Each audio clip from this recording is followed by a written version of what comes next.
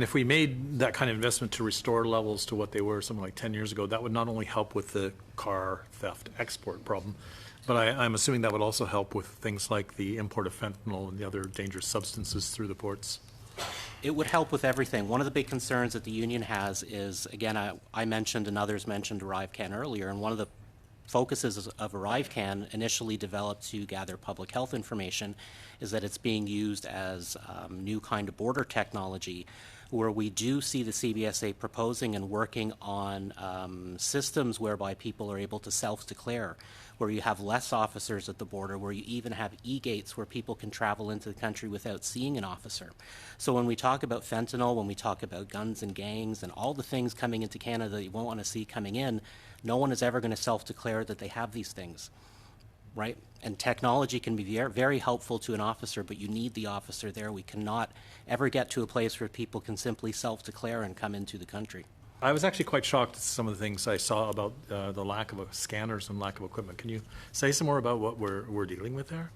Yeah, we are short. We're short people to operate them. We're short people to maintain them. I could give you an example. At the Port of Montreal, the large X-ray machine, the HCVM that's being used now, was borrowed from Windsor because the Montreal one is not working. So now you have a large port of entry like Windsor that doesn't have one. We have other parts of the country that have the same kind of situation sporadically, where it's very hard for us to keep the equipment running, or often officers will just be taken off of the X-ray duties because there aren't the officers available to work the front line and process travelers. The former president of your union, Jean-Pierre Fortin, in 2012, commented on the job cuts at the CBSA, and he said that the elimination of these jobs represents, and I'm going to quote this, a direct attack to our national security and public safety.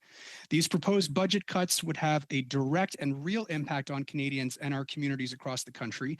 More child pornography entering the country, more weapons, illegal drugs will pass through our borders, not to mention terrorists and sexual predators and hardened criminals.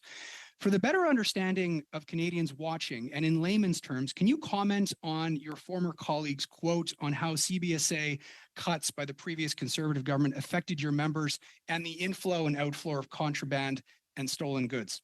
The quote is accurate. I think it's still apt today. Those cuts happened back in 2013, 2014, but our numbers have not really gone up since. We've not seen the college or the CBSA have the capacity to get our numbers back to what they need to be. Really, every time we don't interact with the traveler coming into Canada, it's an opportunity lost. It's something that could be getting in that we don't want to allow into Canada.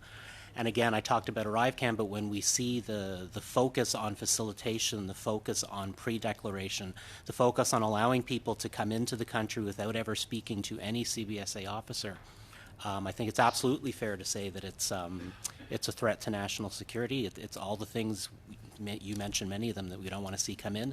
You mentioned in your opening remarks the need for more space, as this is an issue shared by your members. And recently, the Minister of Public Security announced new funding to provide even greater resources that can be used to acquire new technologies that don't require so much space to use. My question in the remaining time I have is, how important is that type of funding insofar as supporting your members in the work they do, and what else could be provided to help them do their valuable work? Again, any funding is welcome. Technologies are useful. Technologies are only useful if you have the officers there to use the technology. At the Port of Montreal, again, specifically, the issue right now is space, so I'm hoping there will be some money allotted to looking at new facilities, greater room for us to actually examine those exports, because as I said earlier, the exports and imports are all done in the same facility, so it's a really tight balancing act.